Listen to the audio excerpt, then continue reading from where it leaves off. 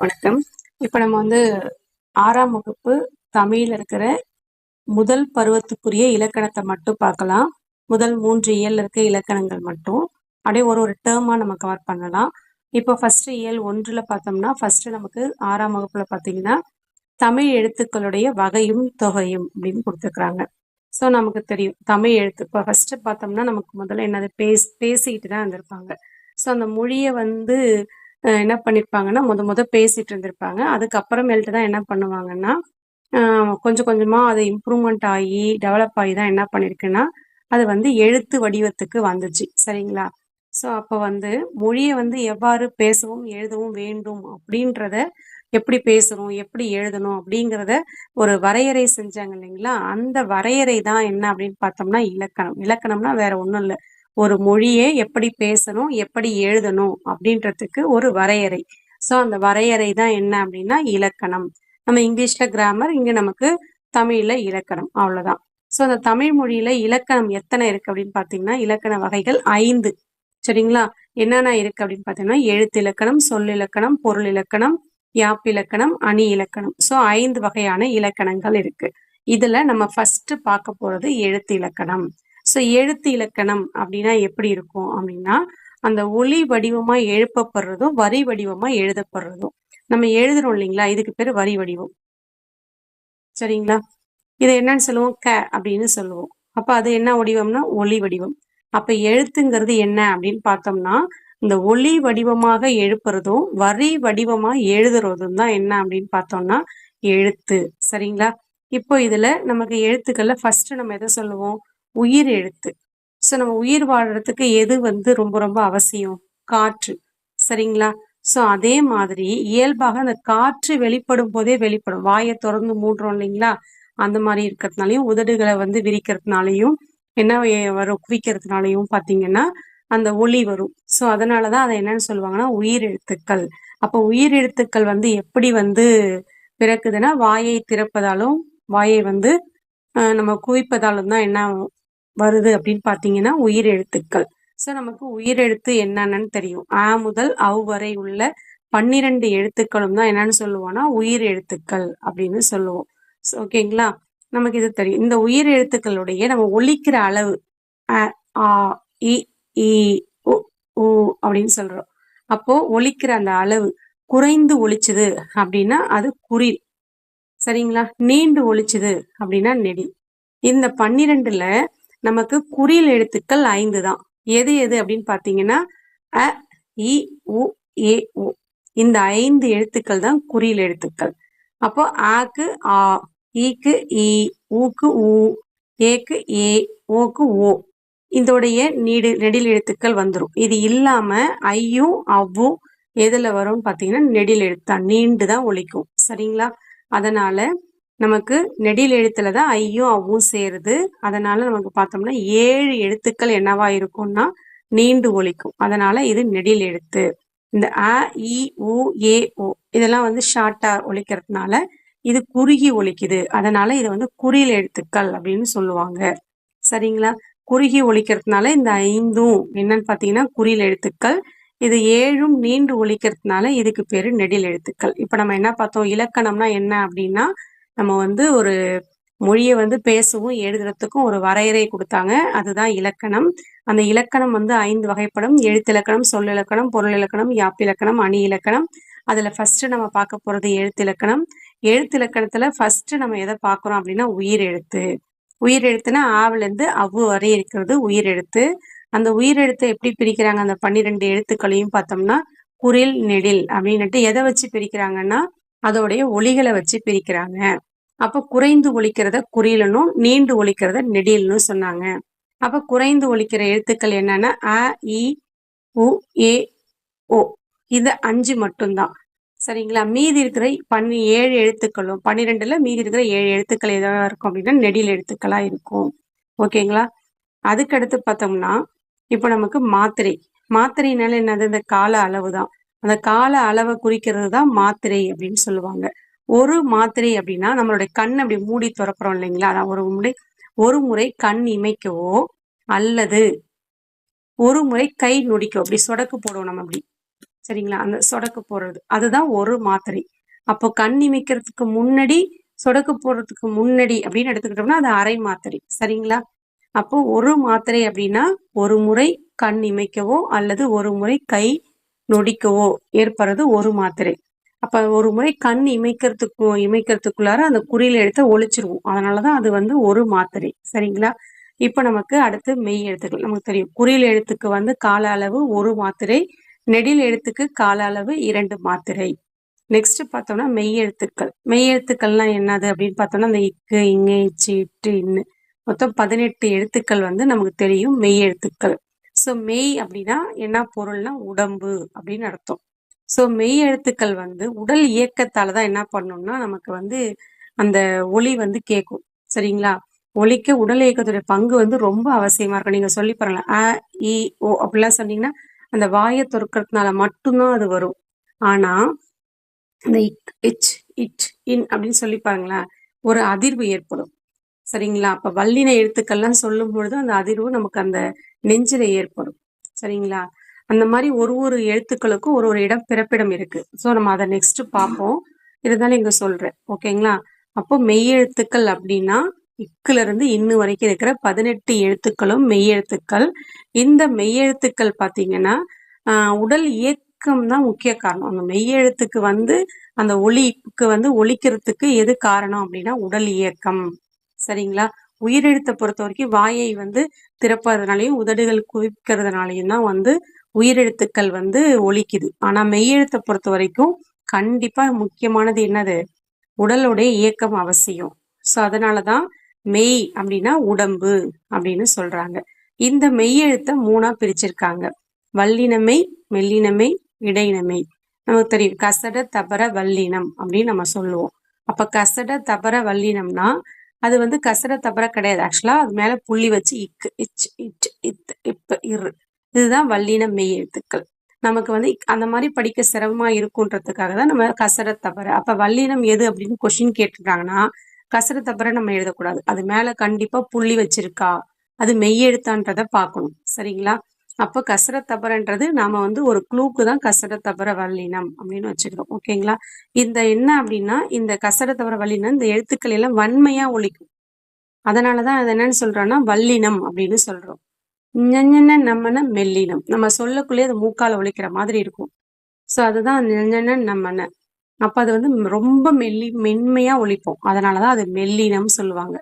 எரள வழல இடையினம். அது என்னன்னா இந்த வல்லினத்துக்கும் மெல்லினத்துக்கும் நடுவுல வந்து ஒலிக்கும். ஸோ அதனாலதான் அது என்னன்னு சொல்றாங்கன்னா இடையினம். அப்ப மொத்தம் 18 எழுத்துக்கள் இருக்கு மெய்யெழுத்துக்கள். 6 வல்லினம், 6 மெல்லினம், 6 இடையினம். வல்லினம்னா வன்மையா ஒலிக்கும், மெல்லினம்னா மென்மையா ஒலிக்கும், இடையினானா இடையினாலே ரெண்டுத்துக்கும் நடுவுல.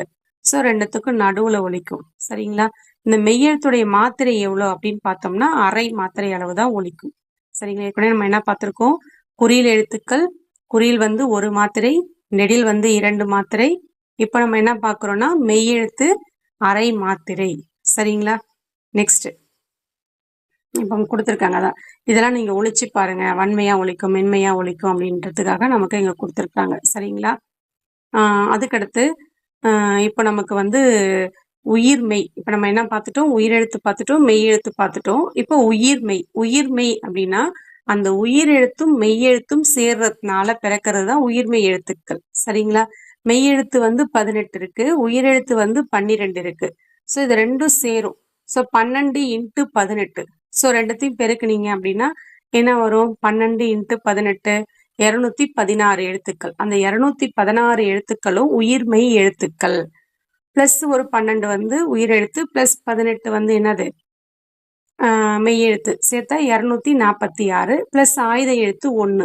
ஸோ இது எல்லாத்தையும் கூட்டினா 247 எழுத்துக்கள் நமக்கு இருக்கு. புரியுதுங்களா? அப்போ இந்த மெய்யெழுத்து 18ம் உயிரெழுத்து 12ம் சேர்ந்து கிடைக்கிறது தான் உயிர்மெய் எழுத்து. ஓகேங்களா? அப்ப இக்கு கூட்டல் அ அப்படின்னு எழுதணும்னா இப்ப இந்த இக்கும் ஆவும் சேர்ந்து என்னன்னு வரும் நமக்கு?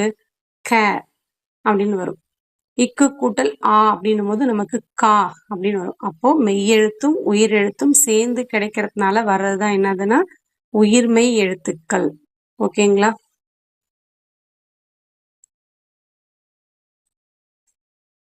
அப்போ இப்போ இந்த உயிர்மெய் எழுத்துக்களுடைய மாத்திரை எப்படி இருக்கும் அப்படின்னு பார்த்தீங்கன்னா, அந்த மெய்யெழுத்து வந்து நம்ம மெய்யெழுத்து போடுறோம்ல, இக்குன்னு போடுறோம். இந்த இக்கு கூட ஆவ கூட்டுறோம்.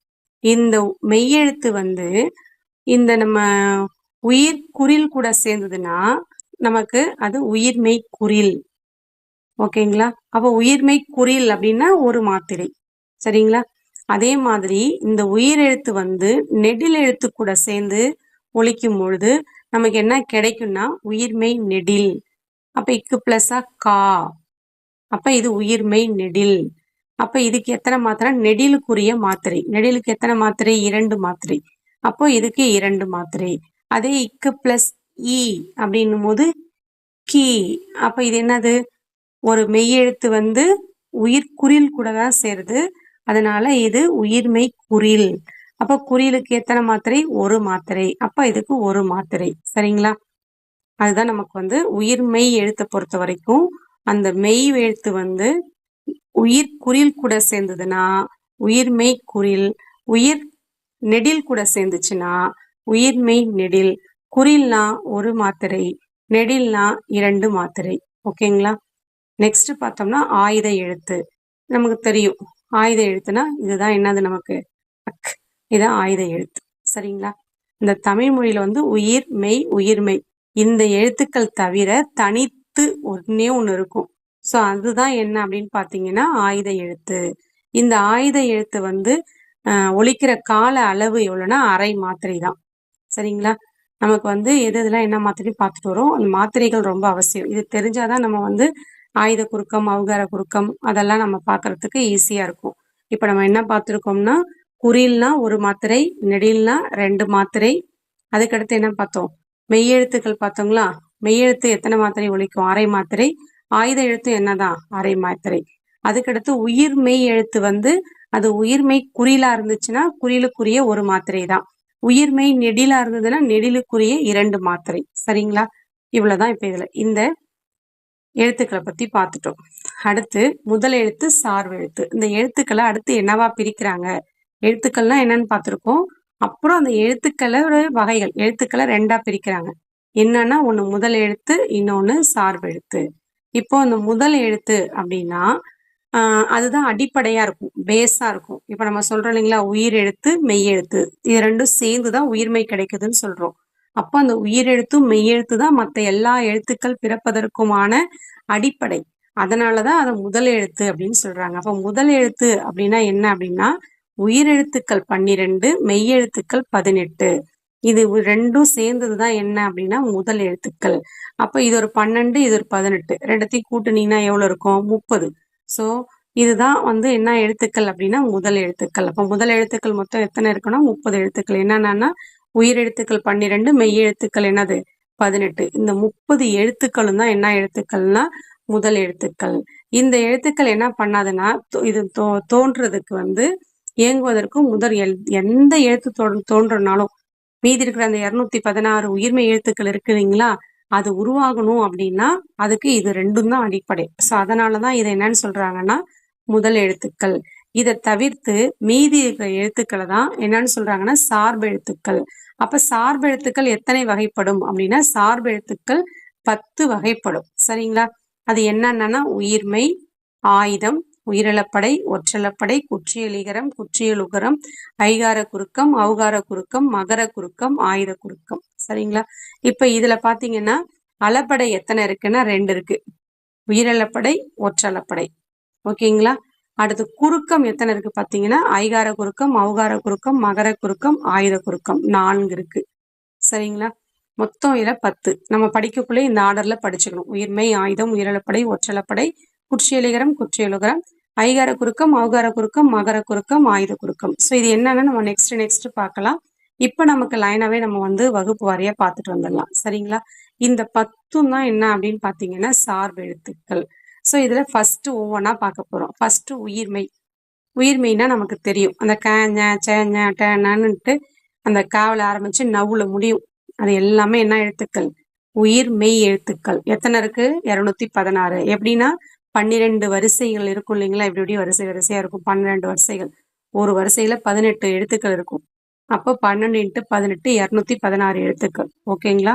ஸோ அந்த உயிர்மெய் எழுத்து அப்படின்னா மெய்யெழுத்துக்களும் உயிரெழுத்துக்களும் ஒன்றோடு ஒன்று சேருவதால் தோன்றுது. அதான் நம்ம பார்த்தோம். இக்கு பிளஸ் அ க அந்த மாதிரி. இங்க பிளஸ் அ ஞ அதான். இதுதான் என்னது உயிர்மெய் எழுத்துக்கள். சரி. உயிர்மெய் எழுத்தோடைய ஒலி வடிவம் எப்படி இருக்கும்னா, ஒலினா சவுண்ட். அந்த சவுண்ட் எப்படி இருக்கும் அப்படின்னு பார்த்தீங்கன்னா, அந்த மெய்யெழுத்தும் உயிரும் சேர்ந்து இருக்கிற மாதிரி தான் இருக்கும். சரிங்களா? அதோடைய ஒலி வடிவம். அதான் இக்கு பிளஸ் அ க அப்படின்னு சொல்லும்போது இக் அ சேர்ந்து க அப்படின்னு வருது பாருங்க. அப்போ அது ரெண்டையுமே சேர்ந்து இருக்கும். அதுவே வரி வடிவம் இருக்கு இல்லைங்களா? அது எப்படி இருக்கும் அப்படின்னு பார்த்தோம்னா, அதோடைய வடிவம் மெய்யெழுத்தை தான் சார்ந்திருக்கும். இப்ப கனா இப்படிதான் எழுதுறோம். இது எப்படி இருக்கு? மேல புள்ளி வச்சுட்டா இது மெய்யெழுத்து இல்லைங்களா? அப்போ வரி வடிவம் எப்படி இருக்கும் அப்படின்னா மெய்யெழுத்து. இதுல வந்து கன்ஃபியூஷனே கிடையாது. வரி வடிவம்னா நம்ம எழுதுறது தான். அப்போ உயிர்மெய் எழுத்த க, ஞ, ச, ஞ, டன்னு எழுதுவோம். அப்ப அது பார்க்கறதுக்கு எப்படி இருக்கு? இக்கு, இங்கு, இச்சு, இட்டு மாதிரி தானே இருக்கு. மேல புள்ளி மட்டும் தான் இல்ல. அவ்வளவுதான். சரிங்களா? அப்போ வரி வடிவம் மெய்யெழுத்தையும் ஒத்திருக்கும். அடுத்து ஒலிக்கும் கால அளவு எதை ஒத்திருக்கும் அப்படின்னு பார்த்தீங்கன்னா, உயிரெழுத்த ஒத்திருக்கும். இப்ப க அப்படின்றது எந்த வரிசை? ஆ வரிசை. ஆன்றது என்ன எழுத்து? குறில் எழுத்து. அப்போ இதோடைய மாத்திரை என்ன? குறில். அப்ப கவோட மாத்திரை 1. சரிங்களா? இதே கா அப்படின்னு இருந்துச்சு அப்படின்னா, இது என்ன வரிசை? ஆ வரிசை. அப்போ இதுக்கு வந்து நெடில். அப்ப காவோட மாத்திரை 2. புரியுதுங்களா? அப்ப வரி வடிவம் தான் மெய்யெழுத்த ஒத்திருக்கும். அந்த ஒலிக்கிற கால அளவு எப்படி இருக்கும் அப்படின்னு பார்த்தீங்கன்னா, உயிர் எழுத்த தான் ஒத்திருக்கும். சரிங்களா? அந்த உயிர் எழுத்து உயிர்மெய் குறியில உயிர்மெய் நெடில் சொல்றோம்ல, அதை எதை பொறுத்து சொல்றோம்? உயிர் எழுத்து கூட சேர்ந்ததுன்னா உயிர்மெய் குறி. நெடில் எழுத்து கூட சேர்ந்ததுன்னா உயிர்மெய் நெடில். ஸோ அப்போ இது முக்கியமான விஷயம். என்னன்னு பார்த்தோம்னா நமக்கு தெரியும். உயிர்மெய் எழுத்துனா என்ன? உயிரும் மெய்யும் சேர்ந்தது தான் உயிர்மெய் எழுத்துன்னு நமக்கு தெரியும். எத்தனை இருக்குன்னா 216 எழுத்துக்கள் இருக்குன்னு தெரியும். அதனுடைய ஒலி வடிவம் எப்படி இருக்கும்னா, அந்த மெய்யையும் உயிரையும் சேர்ந்து தான் அதோடைய ஒலி வடிவம் இருக்கும். வரி வடிவம் எப்படி இருக்கும்னா, மெய்யெழுத்த சார்ந்து இருக்கும். அதோடைய ஒலிக்கும் கால அளவு உயிரெழுத்த சார்ந்து இருக்கும். சரிங்களா? இது முதல் எழுத்த சார்ந்து வர்றதுனால, ஏன்னா மெய்யெழுத்தையும் உயிரெழுத்தையும் சார்ந்து வருது. ஸோ முதல் எழுத்த சார்ந்து வர்றதுனால இதுக்கு பேரு சார்பு எழுத்து அப்படின்னு சொல்றோம். அப்போ உயிர்மெய் பத்தி பார்த்துட்டோம். நெக்ஸ்ட் பாத்தீங்கன்னா ஆயுதம். ஆயுதம்னாலே தெரியும். 3 புள்ளிகளை உடைய தனித்த வடிவம் பெற்றதுதான் என்னது? ஆயுதம். ஆயுதத்துக்கு என்னென்ன பேர்லாம் இருக்கு? முப்புள்ளி, முப்பாற்புள்ளி, தனிநிலை, அக்கேனம். இதெல்லாம் ஆயுதத்துக்குரிய வேறு பெயர்கள். ஸோ அக்கேனம்னாலும் ஆயுத எழுத்து தான், தனிநிலைனாலும் ஆயுத எழுத்து தான், முப்பாற்புள்ளி அப்படின்னாலும் ஆயுத எழுத்து தான், முப்புள்ளி அப்படின்னு சொன்னாலும் ஆயுத எழுத்து தான். இதோடைய ஒலிப்பு முறை எப்படி இருக்குன்னா, நுட்பமான ஒலிப்பு முறை. நம்ம கேட்கலாம், நுட்பமான ஒலிப்பு முறை உடைய எழுத்து எது அப்படின்னு கேட்டாங்கன்னா ஆயுத எழுத்து. ஆயுத அக் அப்படிதான் சொல்லுவோம் நம்ம. அப்போ நுட்பமான ஒலிப்பு முறை உடைய எழுத்து வந்து ஆயுத எழுத்து. இந்த ஆயுத எழுத்து எப்பயுமே எங்கதான் வரும்? இடையில தான் வரும். அதுவும் எப்படி இருக்கும்னா, அதுக்கு முன்னாடி ஒரு குறில் எழுத்து தான் வரும். இடையில வருதுன்னா டக்குன்னு எந்த எழுத்துக்கு முன்னாடி வேணாலும் வராது. கண்டிப்பா அதுக்கு முன்னாடி ஒரு குறில் எழுத்தையும், சரிங்களா, தனக்கு பின் ஒரு வல்லின உயிர்மெய் எழுத்தையும் பெற்று வரும். வல்லின உயிர்மெய் எழுத்து. சோ வல்லின எழுத்துன்னா என்னன்னு சொல்லுவோம்? கசட தபரன்னு சொல்லுவோம். வல்லின உயிர்மெய் எழுத்து அப்படின்னு சொல்லும் போது எது வரும் நமக்கு? இப்ப நம்ம எஃகு அப்படின்னு எழுதுவோம். ஏ இக்கு அப்படின்னு எழுதுவோம். அப்ப இந்த ஏங்கிறது என்ன எழுத்து? குறில். அதான் இந்த அக்குன்றது அதுக்கு முன்னாடி இருக்கிற எழுத்து கண்டிப்பா குறிலாதான் இருக்கும். சரிங்களா? அதுக்கு அடுத்து வர எழுத்து வல்லின உயிர்மெய்யா தான் இருக்கும். அந்த கசர தபர வரிசை இருக்கு இல்லைங்களா? கசர தபர வரிசைனா கக்கா கிக்கி குக்கு கேக்கே அந்த மாதிரி. அதே மாதிரி டட்டா டிட்டி இந்த 6 எழுத்துக்கள் இருக்கு இல்லைங்களா? அந்த எழுத்துக்களை தான் பெற்று வருமே தவிர வேற எழுத்துக்களை பெற்று வராது.